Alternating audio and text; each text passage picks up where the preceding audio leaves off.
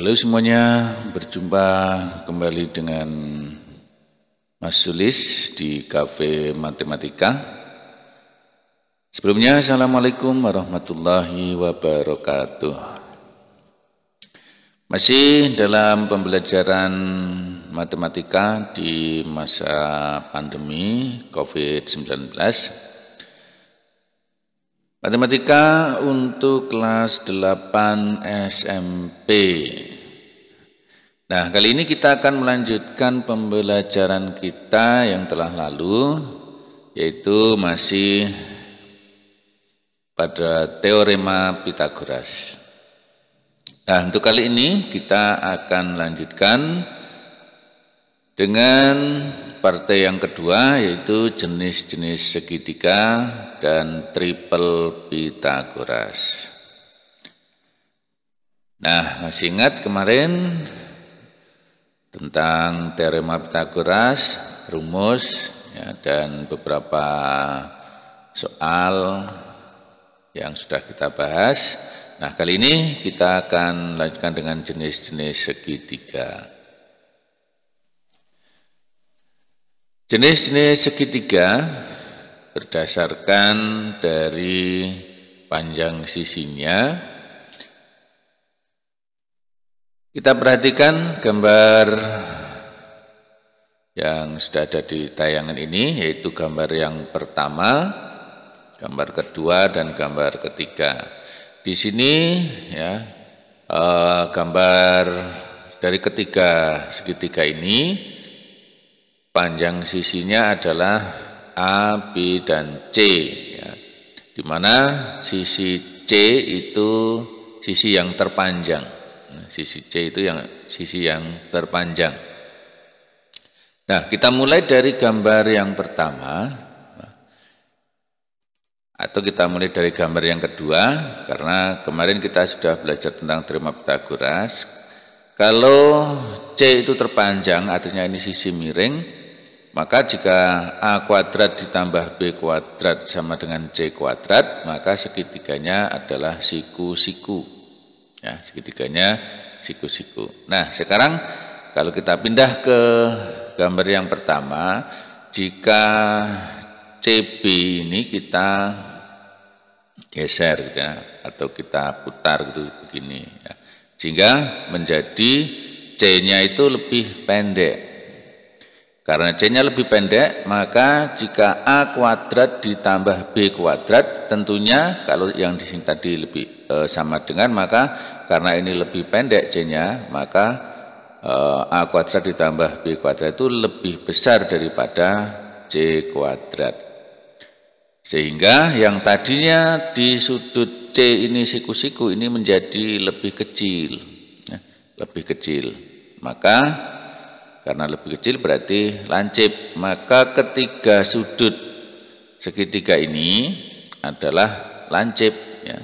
Maka dinamakan segitiga lancip. Nah, jika untuk yang pertama, jika A kuadrat ditambah B kuadrat lebih besar dari C kuadrat, maka segitiga yang terbentuk merupakan segitiga lancip, karena ketiga sudutnya itu lancip. Dan yang kedua sudah kita bahas, ya, jika A kuadrat ditambah B kuadrat sama dengan C kuadrat, itu segitiga yang terbentuk merupakan segitiga siku-siku, karena berlaku teorema Pythagoras. Kemudian yang gambar 3, ya, jadi kalau CB ini kita putar ke kanan sehingga menyebabkan C-nya itu semakin panjang.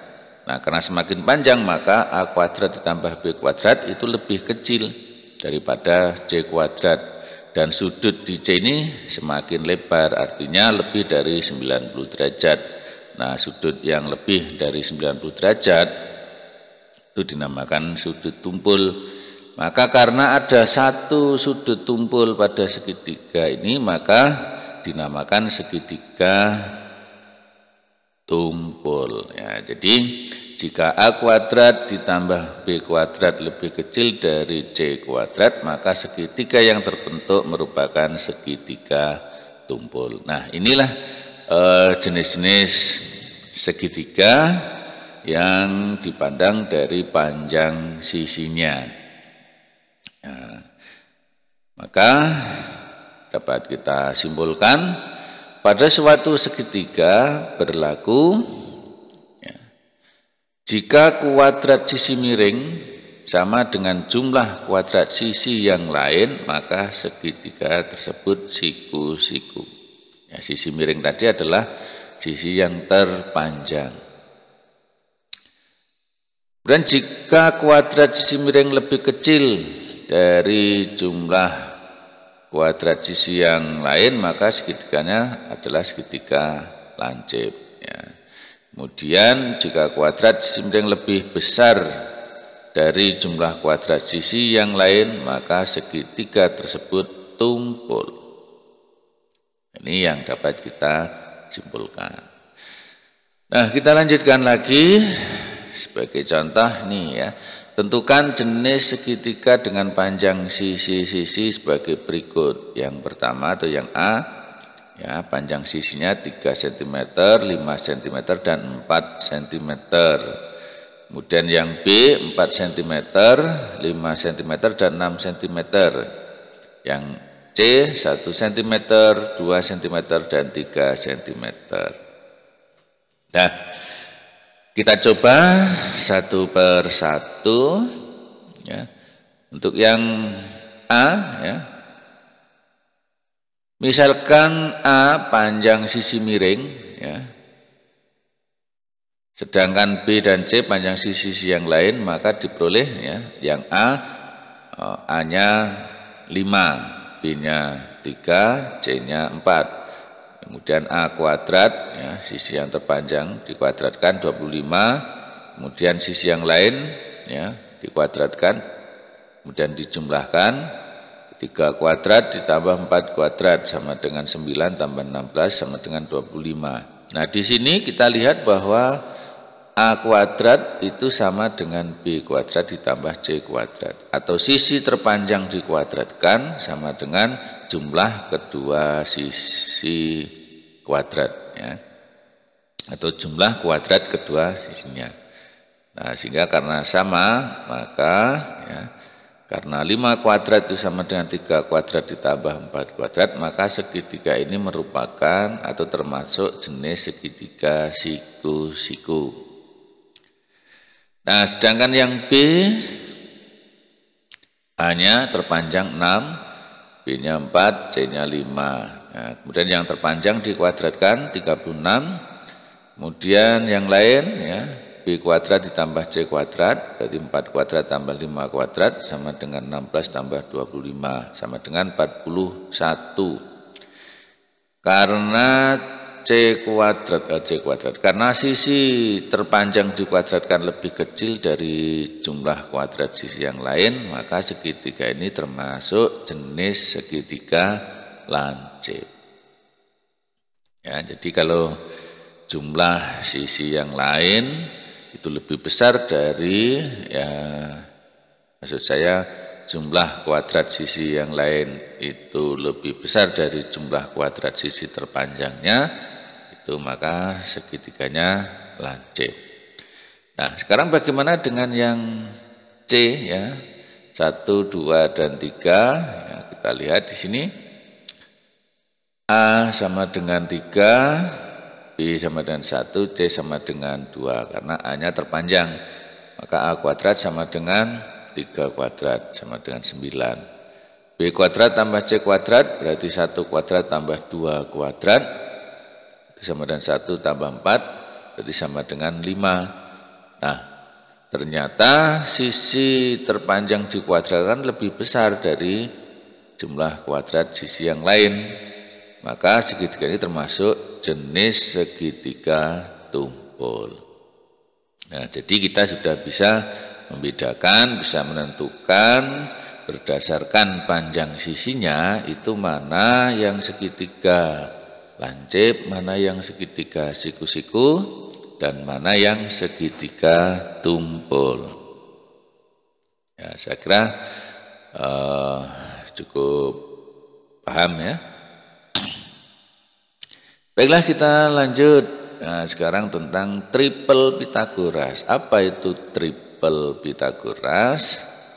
Triple, tri itu berarti 3 ya. Nah, hingga triple Pitagoras berarti nanti berkaitannya dengan angka 3 ya. Nah, perhatikan kelompok 3 bilangan berikut di sini. A 3, 5, 6, B 6, 8, 10, C 6, 8, 12, D 4, 5, 6, dan E 5, 12, 13. Misalkan bilangan-bilangan di atas merupakan panjang sisi-sisi suatu segitiga, ya, dapatkah kalian menentukan manakah yang termasuk jenis segitiga siku-siku? Ya, jadi dari A, B, C, D, E ini, jika ini merupakan sisi-sisi segitiga, mana yang segitiganya siku-siku? Nah, akan kita identifikasi ya. Oke, yang pertama 3, 5, 6 ya, yang terpanjang 6 kuadrat 36, kemudian jumlah kuadrat yang lain 3 kuadrat tambah 5 kuadrat ya, 9 tambah 25, 9, 34. Artinya sisi yang terpanjang dikuadratkan lebih besar dari jumlah kuadrat sisi yang lain ya, karena ini terpanjang berarti segitiganya bukan termasuk segitiga siku-siku. Ini termasuk segitiga apa? Yaitu segitiga tumpul. Karena ini lebih besar ya, yang terpanjang dikuadratkan itu lebih besar. Yang B 6, 8, 10, yang terpanjang 10 dikuadratkan 100, kemudian 6 kuadrat tambah 8 kuadrat, ya ini sama dengan 100 juga, ya, karena sama ya, 10 kuadrat sama dengan 6 kuadrat tambah 8 kuadrat, maka segitiga ini termasuk segitiga siku-siku. Jadi sisi-sisi yang angkanya 6, 8, 10 ini ya, kalau disusun sebagai sisi-sisi segitiga akan membentuk segitiga siku-siku. Nah, sekarang yang C bagaimana? Ya, yang C 6, 8, 12 ya, 12 kuadrat 144 ya, 6 kuadrat tambah 8 kuadrat sama dengan 100. Maka ini lebih besar. Kalau lebih besar berarti segitiga tumpul, berarti bukan termasuk segitiga siku-siku. Yang D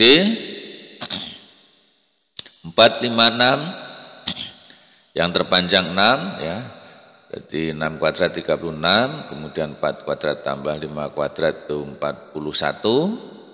Berarti yang terpanjang dikuadratkan lebih kecil, berarti segitiganya bukan siku-siku ya, berarti ini segitiga lancip. Yang E 5, 12, 13, 13 kuadrat itu 169, 5 kuadrat tambah 12 kuadrat 25 tambah 144 169, berarti ini sama.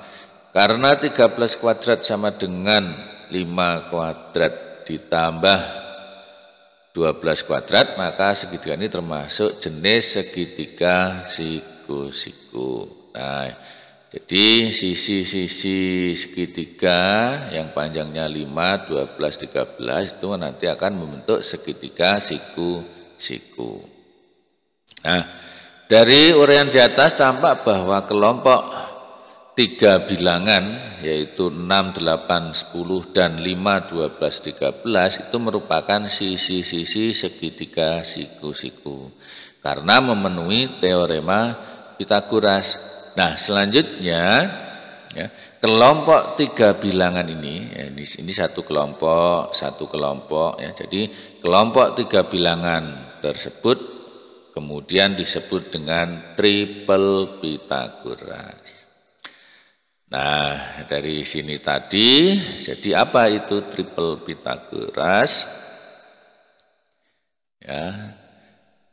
Jadi triple Pitagoras adalah kelompok 3 bilangan bulat positif. Ingat ya, bilangan bulat tetapi yang positif, yang memenuhi kuadrat bilangan terbesar sama dengan jumlah kuadrat dua bilangan yang lain, atau dengan kata lain memenuhi teorema Pythagoras. Ya, jadi ini dinamakan triple Pythagoras. Nah, yang jadi pertanyaan, apakah kelompok yang merupakan triple Pythagoras itu hanya 6, 8, 10, dan 5, 12, 13? Nah, jadi tidak hanya itu, ya, ada cara untuk memperoleh ya triple Pythagoras.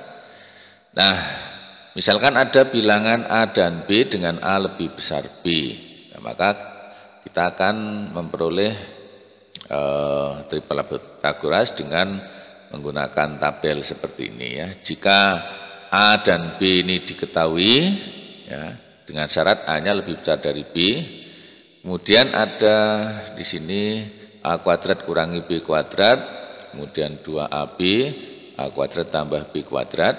Maka kalau ini kita substitusikan ya, jika A-nya 3, B-nya 1, maka diperoleh A kuadrat min B kuadrat itu 8 ya, karena 9 kurangi 1. Kemudian 2AB berarti 2 kali 3 kali 1 6 ya. Kemudian A kuadrat tambah B kuadrat berarti 9 tambah 1 10. Maka 6, 8, 10 itu merupakan triple Pythagoras. Nah, kemudian jika 3, A-nya 3, B-nya 2, maka diperoleh 5, 12, 13 ya. Ini 5, 12, 13 itu triple Pythagoras yang tadi ya. Kemudian jika 4, A-nya 4, B-nya 1, berarti 16 kurangi 1 15. Kemudian 2 kali 4 kali 1 8. Kemudian 16 tambah 1 17, berarti 8, 15, 17 ini merupakan triple Pythagoras. Nah, yang lain juga begitu ya. Jadi bisa kita temukan ini triple Pythagoras dengan kita mengambil bilangan sembarang A dan B ya. Mengambil bilangan sembarang A dan B dengan catatan A-nya lebih besar dari B ya. Tidak boleh A-nya lebih kecil dari B, karena nanti kalau A-nya lebih kecil dari B maka A kuadrat kurangi B kuadrat akan ketemu negatif dan itu tidak boleh ya. Syaratnya A-nya lebih besar dari B. Maka kalau kita mengambil dua bilangan sembarang ya, dengan syarat ini tadi, maka nanti kalau kita masukkan, kita substitusikan ke rumus ini, maka nanti akan diperoleh triple Pythagoras. Nah, di sini ada banyak sekali triple Pythagoras. Apakah hanya ini? Tidak ya. Ada banyak sekali, tergantung kita mengambil angkanya di sini ya. Angkanya di sini berapa ya. Nah, silahkan kalau kalian penasaran, kalian bisa coba untuk angka-angka yang lain ya. Nanti kamu akan dapatkan triple Pythagoras yang lain. Bagaimana? Bisa dimengerti ya? Oke, ini cara memperoleh triple Pythagoras. Nah, kita tidak perlu menghafalkan triple Pythagoras ini, yang penting kita tahu bahwa triple Pythagoras itu adalah kelompok 3 bilangan yang memenuhi teorema Pythagoras, begitu ya. Baik. Nah, karena videonya biar tidak terlalu panjang, maka kita cukupkan sekian dan bersambung untuk partai yang selanjutnya ya. Masih bersama Mas Sulis di Cafe Matematika. Bagi yang baru pertama kali berkunjung di channel Mas Sulis, silahkan subscribe, kemudian nyalakan loncengnya. Dan kalau kalian suka, silahkan klik like. Dan jika Anda peduli dengan teman Anda, silahkan share ke teman Anda ya. Dan bisa kalian komen juga di komentar, ya, berkomentar di sini. Mungkin nanti akan saya baca, dan kalau itu sebagai kritik yang membangun, insya Allah kami terima ya. Sekian dulu, kita lanjut di partai berikutnya. Assalamualaikum warahmatullahi wabarakatuh. Oke, selamat belajar.